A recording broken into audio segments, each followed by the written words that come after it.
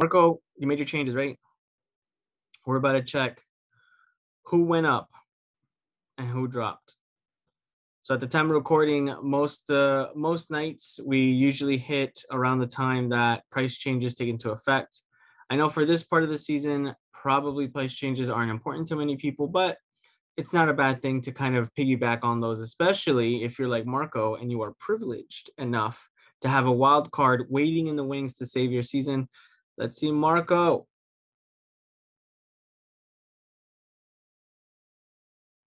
No, I don't think there were any. Do not tell me. I don't think there were any. Let's see. Refreshing. 832. Bruno's at 11.9. No changes. All right, that's fine. 6.0. Philip at 4.0, which would have bottom for. 7.3 Alexander Arnold. Okay. Yeah, dude, I don't think anything happened. All right, it must be a lot of people that have the same mentality as you do with your wild card, which is fine because you're gonna have your wild card anyway to wipe out any hits that we've taken in the process. But just to start off the episode in a bit of a different way, Marco here is a Game Week 31 wild carder. That's right, everybody. Game Week 31 wild carder. Some of the privileged fantasy managers out in the game right now still have a wild card in their pocket. And if that's you listening to this podcast episode for our Fantasy Weekly series is probably going to help you out to select the best team for your side in the final run of the season. My name is Diego, and I'm joined, as always, by the ever-reliable Marco the Interrupter with his Arsenal jersey, his background, his tied-back hair, the sleek beard, and overall 100% cuteness every time. Chill. I have a new watch list, Marco. And before we get to the watch list, because I put it together with you in mind, thinking of everyone who is probably looking at from here on out what players they would want on their team after having wildcarded. So to not spend too much time before we get to all the nice juicy details and the tips, just to remind you guys a bit of housekeeping as always. You can listen to us on all your favorite podcasting platforms by searching Benchwarmers FC, be it on Spotify, Google Podcasts, or Apple Podcasts. You can also watch this very same episode on our YouTube channel, which is Marco.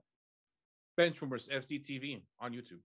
And you can also follow us on Facebook, Instagram, or Twitter by searching up our account, Benchwarmers FC1. You can also send us an email line, bench@benchwarmersfc.com. And as always, we encourage you guys to bring your voice to the bench. But this is our Fantasy Weekly Series episode, and we're going to go over the very important and hard questions for your fantasy season. We have a fantasy league that's been going on for the majority of the season. We ran one last season, which was really fun. Right now, we have version 2. We have season 2 of our fantasy league.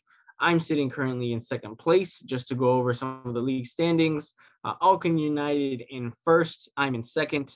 Our very own Josue Hernandez in third with his team Sonaldo 7. Scrolling down a little bit more, we have our very own Nick in 11th place, Gat in 12th. Our friend Eric in 19th, and our very own Marco with It Got Messy, Let's Party in 21st place. The last week wasn't the greatest, Marco, was it? It really wasn't. Game Week 30 wasn't the best at all. And we're going to go over our points one at a time. Marco, would you please let us know how you did for Game Week 30? It was a rough week. I mean, I did a point below average. Yikes. 45. Me too. 46 is average. I did a point below average. 45. It's not bad. It's not what I was looking for. I'll take it just because I did end up 5 points above Gat, which is basically 5 points closer. 5 is 5? 5 is 5. But I mean, it's not enough. I was hoping for more, but it is what it is at this point. It is what it is. And looking at your team, you had some rescuing. I think the captaincy option kind of bit you a little bit there. I know you were telling me a little bit about that. What made you switch from De Bruyne, from Jota to De Bruyne, actually? Oh man, it's just that the way that Man City have now been dominating. I would have hoped De Bruyne would have done more. It just didn't happen, and that's just my luck. That's just how shit happens for me. So I'm not making that same mistake twice. I'm actually looking into maybe getting rid of De Bruyne this week. Getting rid of De Bruyne on a wild card. Going through the rest of your squad, though, Azpilicueta, as he did for me, a nice fat 0-pointer. Emi Martinez with the ever reliable save points. I think he had 6. Yes, he had 6 saves versus Fulham in a 3-1 win. So even though they ended up conceding that goal, 4 points, still 4 points, better than 2, better than none. Ever reliable, like yourself, Marco. Ruben Diaz with a 6-pointer. Cresswell and me each contributing 1 point. Jota with the haul, as we were mentioning, 12 points coming off of a nice bench cameo performance, 2 goals, 2 bonus, looking like the spark that Liverpool needed. Fernandez with an assist against Brighton, a 5-pointer, not bad, not the best. Son, I think, was probably one of the players that underperformed, along with Gareth Bale, which I will address that later in the episode, what to do with those guys. Calvert-Lewin, oh my God, the headache of the season. I think it was this game, Everton Crystal Palace 1-1. And I was sweating it because there is someone in another league that we're running that had Lucas Digne. And I was like, man, if he banks those clean sheet points, I'm going to be dead. I'm going to be dusted. And thankfully, Crystal Palace came up with a goal very late in the game to frustrate them, missing a whole slew of chances. But Ollie Watkins coming good for you, Marco. Ollie Watkins with a goal, a nice little bonus point, cheeky little bonus point after his debut with the England squad. I think it was really great. On your bench, though, McCarthy, Saka, Bamford, Mitchell. You had an auto sub for Ben Mee since Saka didn't feature. 45 points. I mean, I think what kind of ruined a lot of people's weekends was probably the clean sheet loss for the Chelsea defenders. You know, those extra six points would have been nice for both of us, actually. I had Harry Kane. I need to hire a chiropractor for Harry Kane because his back supported the entirety of my week. Literally, he is the only player with double-digit points. Nobody else got more than 2 points other than Fernandez and Martinez on my team. I mean, I had Rhian Brewster come in for an auto sub. Like, that's how bad it went for me. And so I'm in trouble. But we're looking forward, Marco, because at least one of us has a wild card. And when it comes to wild cards, it's always good to have a watch list of players that you want to probably bring on and look at for the future. So I'm going to run through them just through their positions. There's quite a few, so I'm going to do it a bit differently, just through their positions and maybe a note or two on some of the standouts that I think would be good, not just for you, Marco, but for the rest of our listeners tuning into this episode. So I have 3 goalkeepers here. One of them, a lot of people who wildcarded last week already jumped on, and they were probably bamboozled with a nice fat 0.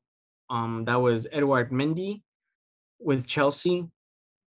I think from now going forward, hopefully that was like a freak accident. I mean, they still had 10 players for the majority of the game.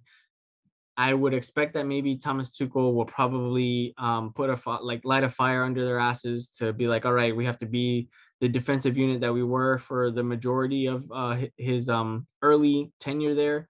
So they faced Crystal Palace, then Brighton, and then West Ham, and then Fulham.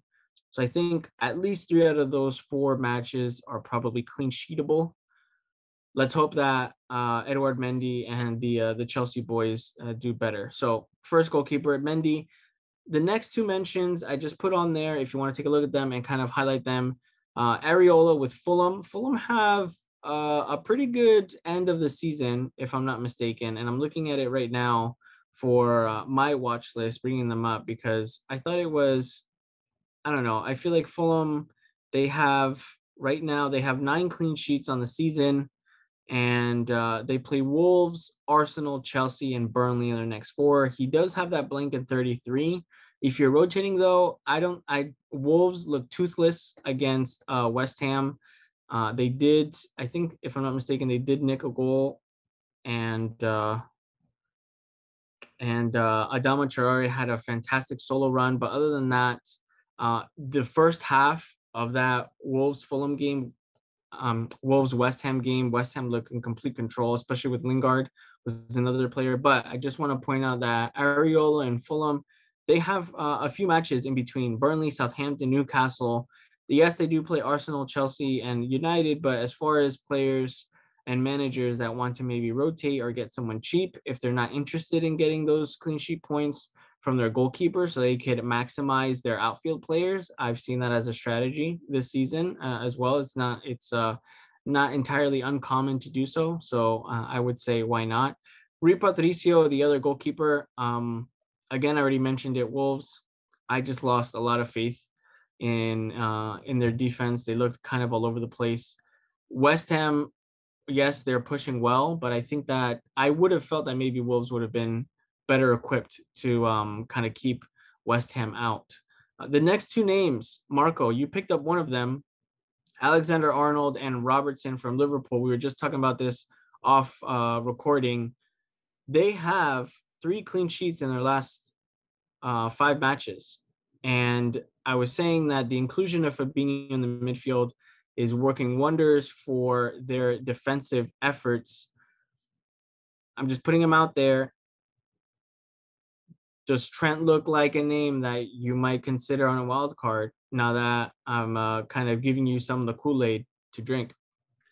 Yeah, so I right before we start recording, I mentioned something to you, and because I put you in the spot, I asked you, do you think you will walk away with a clean sheet? And you said maybe. And I also asked you, do you think that Alexander-Arnold will assist in this upcoming game? Because he not only is he defender, but he's well known as an assister. So do you think he will be able to accomplish that? And if so, then yes, you should definitely pick him up. Because yes, you might let that one goal go through, but if he's gonna put assist after assist, then it's worth it. So His assists His assists have dried up a little bit this season because he only has 4. But the thing is that with the last one against Arsenal and then the clean sheets that they've had in their recent matches, I think it's worthwhile. It's something to consider. I'm still debating if I'm going to bring him in fully, because he is very pricey. He is 7.1. 7.3. There you go. So that's a hit in another spot that it might be more suited to get me more points. Mm-hmm. So it's a debate. I want to see how the rest of my team looks, and then I'll leave Alexander-Arnold for last. Alexander-Arnold, though, one thing that I do want to mention, and it's someone that I have my eye on at least, in those 3 matches where they got clean sheets, he was top for bonus, and he got 3 bonus points each time. So that was 9 points, 9 points, and then 12 points respectively in that match against Arsenal over the weekend. Moving down to the watch list and doing it a bit quicker now, Robertson, still someone that hasn't been, let's say, as productive on the attacking front. But again, I think the shift in their defensive performances for the good, I feel like these assets are going to come up as what they used to be, which were essentially like a 6th midfielder with their involvement, at least with the goals. Some other defenders to mention: Cresswell, Dallas from Leeds, Aina and Adarabioyo from Fulham. I have them there with the same argument that I had under Areola, in that they have some of these games that I feel like they could do well defensively. And, Scott Parker has been doing really well with them, at least organizationally, in the defense. And those 2 guys, maybe not a double up, but if you want someone cheap, they are enablers. One big enabler, though, that I will mention, and he didn't really come up with the same breath as Trent and Robertson. And I tried to sell him to you, Marco, to see if maybe he would have some sort of like a price change. And that was Nat Phillips. Nat Phillips at 4.0 million. And he's been pretty much a stalwart in the Liverpool defense with just looking up. I'm going to look up his minutes right now. And I feel like he might be a very cheap and effective way into the Liverpool backline. And he has, again, six. They're not 9, 9, and 12 like Alexander-Arnold because he's not going to be bombing forward. But if you want someone cheap and you want to benefit from some of those Liverpool clean sheets, especially with their run-in for the rest of the season, they only have United left to play in May. Everything else seems to be pretty winnable on paper. I don't think it's such a bad shout. What do you think, Marco? I agree. I mean, just the price right there, 4.0, you can't go better than that. You have a player that is going to consistently play, that most likely will give you the next I think 7 game weeks, right? Yeah. Will give you at least, let's say, half of that in clean sheets. Um, there's no reason why not have him in your squad. Even if you don't want him as your primary, leave him as a backup just in case one of your players doesn't play. He's there and ready to go.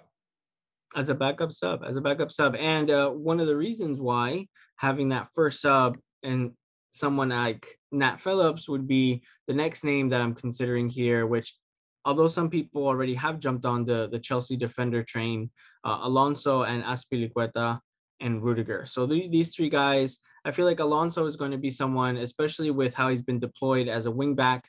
I feel like if he doesn't play, or like if he's not in the starting lineup, he doesn't play at all.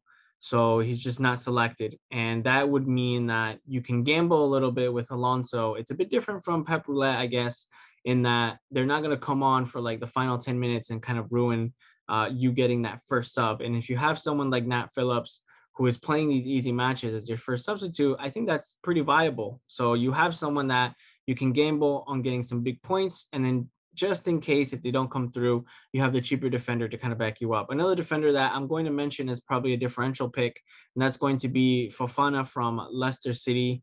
Probably the easiest way to get into their defense, the cheapest way to get into the defense, with I guess the 5.7 and the like 5.9 that Pereira and Castagna are. Fofana at 5 million is the cheapest. You know, we lost James Justin for the season, which was awful, and we need to find somewhere else to see uh, where we can get into this squad. Just to look at the rest of their fixtures, they play West Ham next, but then their next four seem pretty good on paper. They have what I would say is a bad end to the season with United, Chelsea, and Spurs as the last three matches to kind of end 2020, 2021. But picking up Fofana, I think wouldn't be such a bad shout. And we'll see how they do. I mean, they were kept out by Man City in this last match. I was hoping that maybe Ahianacho and Bardi might be able to do something, but it just didn't come to fruition. Moving forward, though, to the midfielders, Mohamed Salah, James Maddison, Mason Greenwood, Marcus Rashford, Nathan Redmond from Southampton, Jesse Lingard, Jared Bowen, Thomas Suchek, Aubameyang, Bukayo Saka, Pedro Neto, and I think he's like the ever persistent Mateus Pereira from West Brom, who is gonna, for some reason, this entire season, put in a 20 plus performance double digit haul in 1 week. And then for the next 10 game weeks, he'll have 2 pointers. And then in 10 game weeks time, he's going to have another double digit haul. So I think he just needs to be considered, even though West Brom don't have, I guess, like pretty good fixtures on paper. Just looking at their run in, they do play Southampton, Leicester, Villa, and Wolves, but then they also have it pretty difficult with Arsenal, Liverpool, and Leeds at the end of the season. So going over some of these names in the midfield section, Salah, I feel like he might come to life. Maddison coming back from injury, we might wait a little bit. Mason Greenwood and Rashford I have on there just because of their involvements in this past week as far as scoring a goal and contributing to the side. I think the exclusion of Anthony Martial for the rest of the season is going to mean that these guys are probably going to get more minutes, and there hasn't been much rotation, so to speak, in Solskjaer's side, but I think the dependability on these guys to kind of actually bring in the goals and bring in the results, you might want to consider bringing them in. Nathan Redmond, I have him on there for a decent performance with Southampton over the weekend. Jesse Lingard, if you don't have him, you might as well get him now. I know that Marco, you don't have him, and neither do I. But the people that have, they've really benefited from Lingard's involvement with the goals recently. And I think I, I, I feel like it's too late for me, but we'll see how that goes. Jared Bowen came off the bench to score a good goal, get directly involved. Thomas Suchek, again, I've mentioned that he's an enabler, just like Bukayo Saka. Aubameyang is still considered the midfielder and out of position. And I have him on there because it's just the watch list, just to see how he's going to do. I know that Lacazette has probably been more involved with the goals as of late, and I have him in the forwards. I have him among the forward names. But Aubameyang, I think, could be someone that we consider moving forward if they happen to get things together. Pedro Neto missing a glorious chance over the weekend against West Ham in that game, that 3-2 loss. And moving forward to the forwards, Vardy and Iheanacho for Leicester City. I feel like probably Vardy will take more of a creative role in this team. He hasn't scored a goal since December, unfortunately, but he's been definitely setting them up for Iheanacho, who's had a wonderful scoring run. And I want to bring up his numbers too, because I think, did you ever consider someone like Iheanacho in your starting forward line, Marco? Not at all, man. I mean, we saw when he came along and joined Leicester City, and I know that he got his chances, but he never did anything concrete. So he's just been a bench rider for a very long time until Vardy got injured. Now that Vardy is coming back, and like you said, Vardy is kind of taking a different kind of role right now in his team. It's nice to see that Iheanacho actually has it and can actually produce. So will this be a lasting success? I don't know, but I mean, take advantage of it now that he is producing. So his last 4 matches are 9, 9, 17, and 2 points. The 2 points coming against Man City. Like I had mentioned with Fofana, looking at it from an attacking viewpoint, they play West Ham next, but then afterwards it's West Brom, Palace, Southampton, and Newcastle. All 4 games, which I feel like Leicester City should be able to dispatch fairly easily. The only thing is the return and emergence of Maddison and Barnes. So Harvey Barnes and James Maddison is going to be difficult, at least among some of the Fox's faithful. They're saying that probably Kelechi will be the name to make way for these guys once they are fit. I would just hope that this blip against Man City doesn't mean that he loses his spot, because if you look at it in the past 3 game weeks before this City match, he effectively had 35 points, 35 points over three game weeks. And that's massive. Scoring a goal in the first 2 matches and then the hat trick in the final one. And I think he secured all bonus points in all of them, if I'm not mistaken. Yeah, he got 3 bonus in all of those matches that he scored in. So Iheanacho at 5.8, I just feel like 5.8, to me, he looked good as a Calvert-Lewin replacement, because I've had it with Calvert-Lewin. I don't know about you, Marco, but he was great. He was great in the beginning of the season, and he just I don't know. I think he died out a little bit, missing James, some of the creativity, missing Richarlison, not having that perfect mix of players in there, and then just their results over this weekend as well, which I think was that was 1-1, correct? We talked about that. Mm-hmm. It was 1-1 because Digne lost the clean sheet, and I was happy about that. You know, James, Marco's favorite player, scoring a fantastic goal. Again, and I have to mention it even on this pod because, you know, class is permanent. So, so someone like Calvert-Lewin to make way for an even cheaper and hopefully still involved forward in Kelechi, I think it's worthwhile. Finishing out this very long-winded watch list, though, this section, just to give out names for people who are trying to look at players, especially if you're thinking of wildcarding. Ings, Lacazette, Cavani, Antonio, Wood, and Vidra. So Ings, I think, is just very much a watch list name. Had some goal involvements. I think he scored and had an assist, if I'm not mistaken. Lacazette, like I had also mentioned earlier, being probably the main goal scorer for Arsenal as of late. Cavani, I have on there for the same reasons as Greenwood and Rashford. I feel like the absence of Martial is going to force any combination of these three players to post more minutes. So I'm just hoping that maybe Cavani can make best of that. He had a nice little cameo today in the Europa League. He presses. He didn't look as much of an attacking threat as he did early in the season. I would say around the fall, but still, just putting him on the watch list because again, that's what it's for. Mikel Antonio making a great run for Lingard to score his first goal. And it all hangs on whether he's going to be fit or not. His injury problems have been quite the downer on his points hauls for this season. And then Chris Wood and Matej Vidra from Burnley, both those guys just cheap, accessible. If you want another body to kind of plug in there for your team, I think Wood is at 6'2", Vidra 4.8. And Vidra has, in his last 4 matches, his points hauls have been 7, 2, 5, and 6, scoring 2 goals and getting an assist in the process.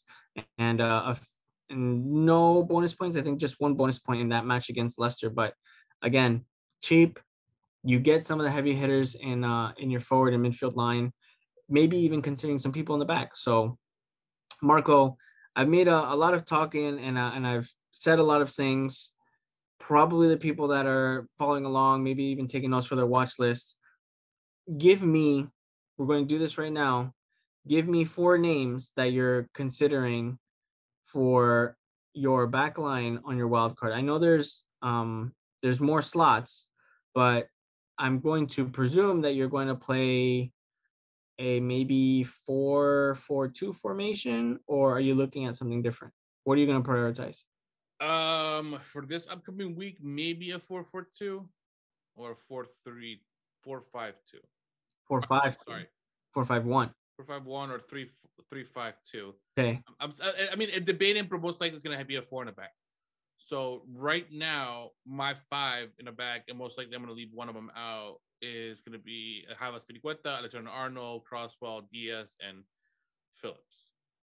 That's a fantastic back line. Phillips is most likely the one I'm going to leave out. Okay. Bench. Let's look at your midfield line. But midfield line, as of right now, it's Saka, Lingard, Fernandez, Souček, Jota. Interesting. I might leave Souček out. And my top 3 is Kane, Bamford, and Vardy. It's not so. Yes, I'm doing the wild card. I haven't actually secured this yet.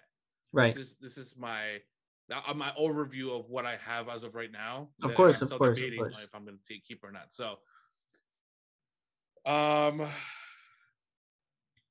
still debating if I'm going to leave Vardy in and use Bamford, or don't use either one of them and just leave Kane. That's it.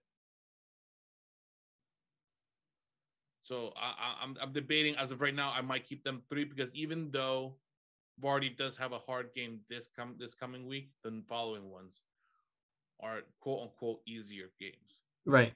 So I might as well now that I'm using my wild card, I might as well bring him in. Maybe use him, maybe not use him for this week, and then start using him for the next 3. Okay, it's all about planning. Marco. Of course, we don't want to ruin your plans and have a full wild card reveal here, because obviously a wild card is something that you'll use as a fantasy manager to get a foot up on your fantasy leagues.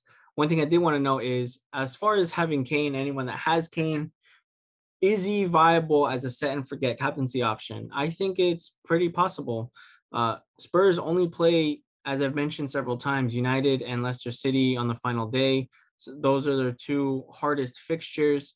I think Kane would be relatively safe to have just set the captaincy option on, not even worry about it, and then just focus on moving your pieces around the rest of the pitch.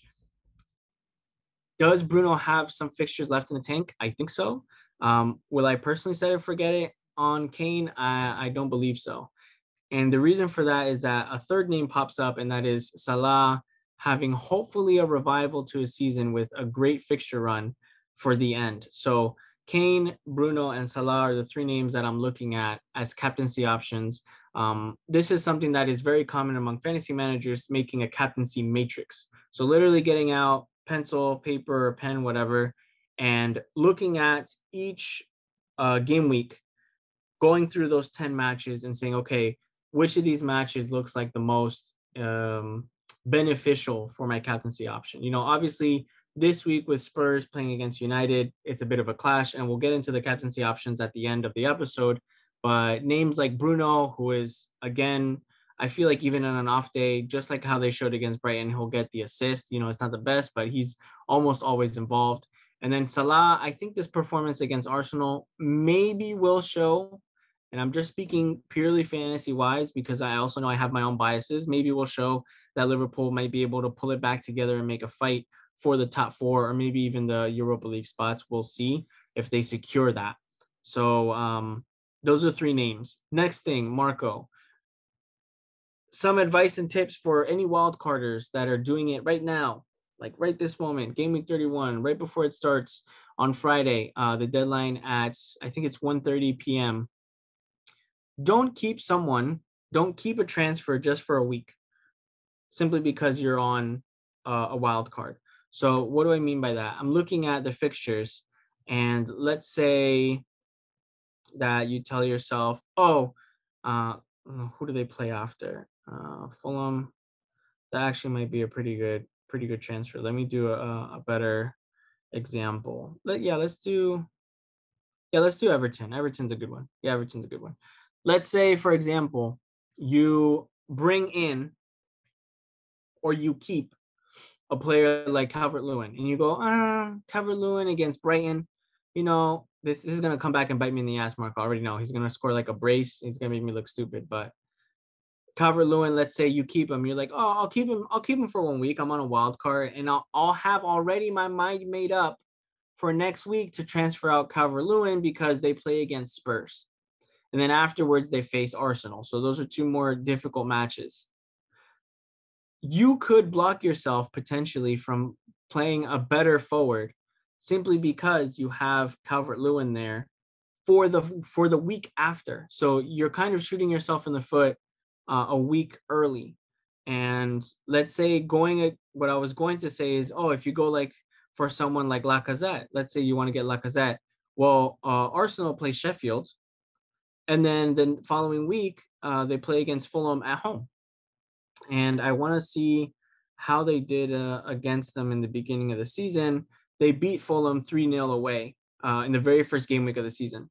So by let's say you, Marco, by you keeping Calvert-Lewin for 1 week and saying, oh, Brighton look kind of soft, like they look a bit weak. Maybe, you know, Everton can pull it together. I'll get rid of Calvert-Lewin next week for since he plays Spurs. You could lose out on a haul from Lacazette.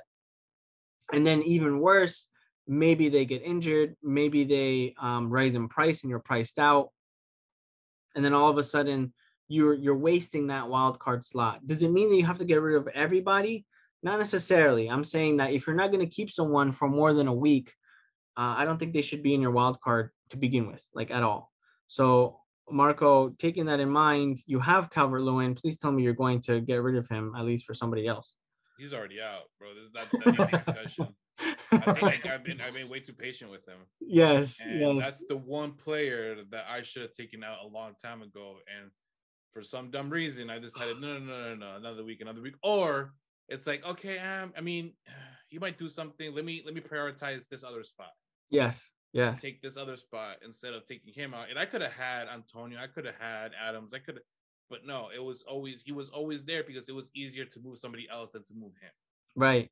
And honestly, he hasn't had a goal involvement since that last minute goal against United in that 3-3 draw where he got 12 points.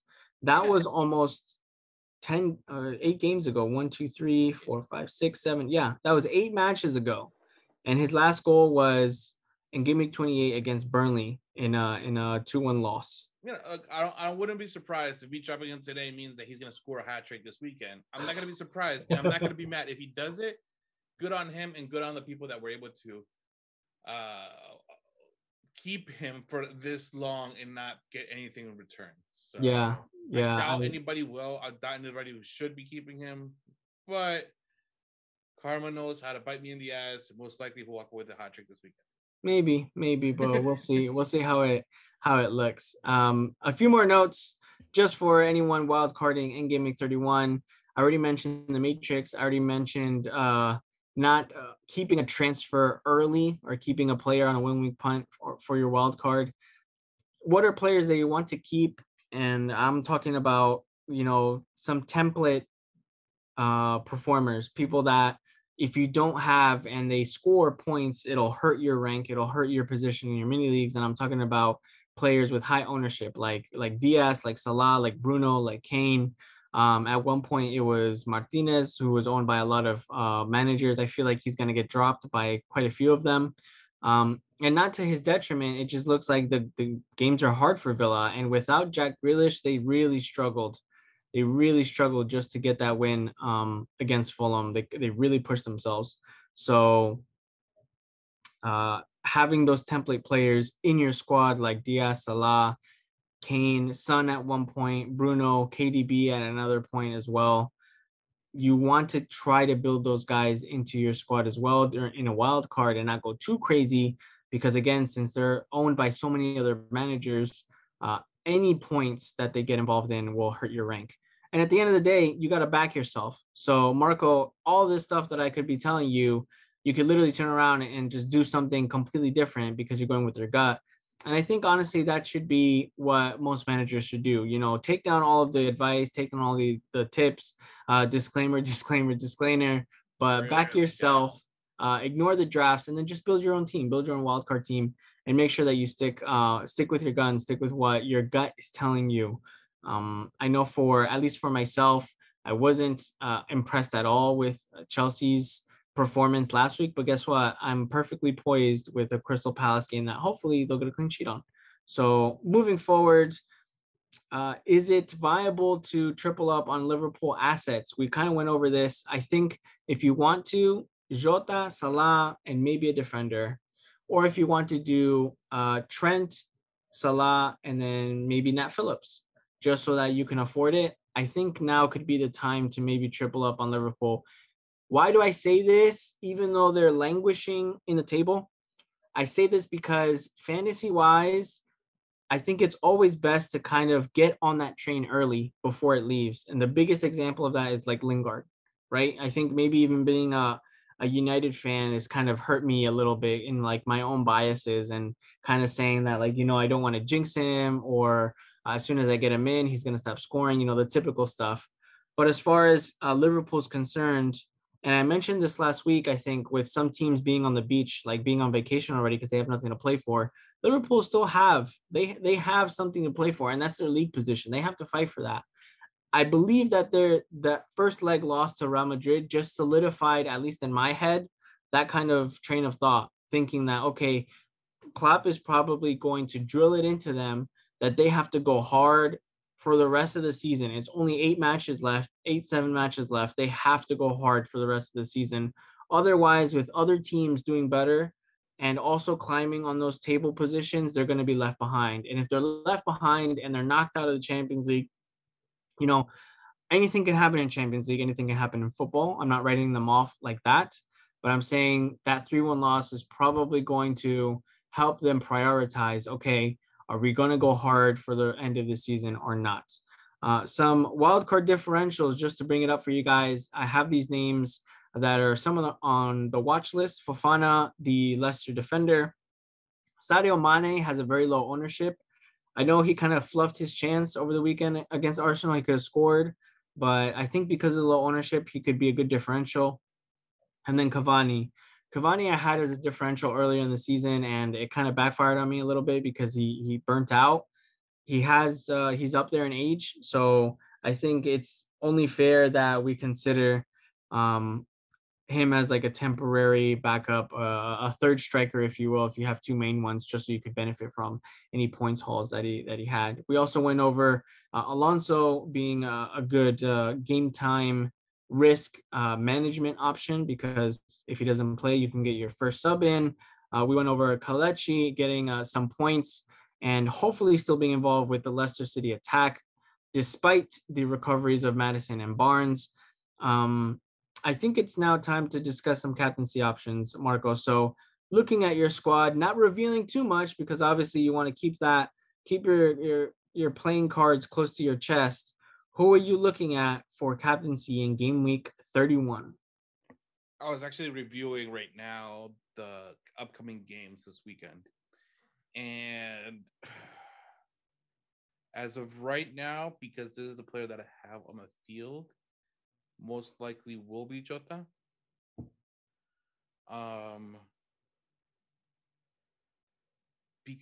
Yeah, man. I don't think there's another a better suitor right now, unless I go with a defender. But I'm not that confident, to be honest with you. Mm-hmm. If I want to make a risk, maybe Diaz. Ooh, risky play. That's a big risk, just because they're playing against Leeds, and I know that they're going to most likely go full on attack. And but the risk is Diaz might not play because they have the upcoming game against Dortmund in the week, and they need to secure that pass to the semifinals. So, will Diaz play? Yes, he's been consistent, but they might bring in Stone. And I feel like they play Stones and Laporte, bro. I'm glad that I'm done with Pep Roulette, man. I'm so glad. So yeah, Diaz is the only one that I've kept from Pep Roulette. And he's been consistent. So I'm a table gamble, not captain him. I'm most likely will keep it on Jota. Most likely, and I like that. Jota was my number one name for captaincy options. Really, Jota or Salah, either of them versus Villa.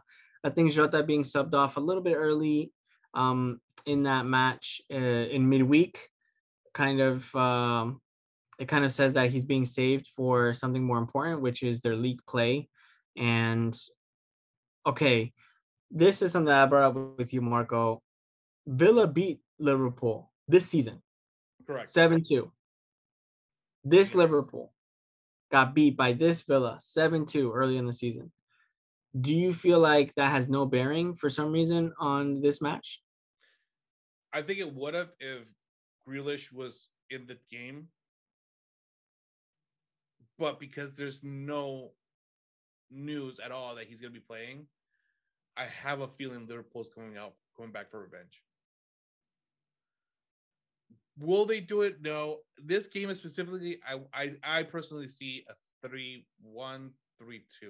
Okay. Okay. Screwing me over for my clean sheet. I see you. I also have Alexander Arnold. So you and me both are on the same boat. You're supposed to say 4-0 win. I mean, as of how my team looks now, I have nobody from Aston Villa. Literally nobody. So I wouldn't. Sorry, Martinez, but I wouldn't mind just Jota and Salah just go at it. Yeah, just going at it.